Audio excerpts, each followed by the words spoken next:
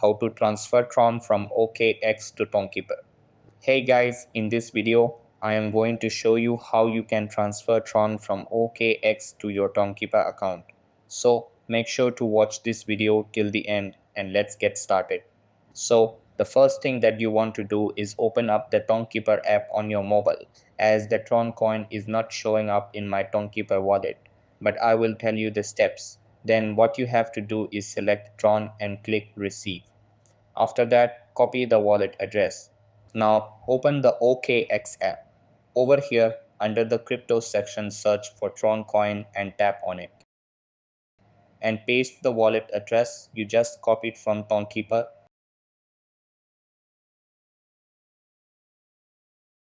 and click on confirm. Once everything is correct, click the submit button to send your Tron to your Tonkeeper account. So that's how you can transfer Tron from OKX to Tonkeeper.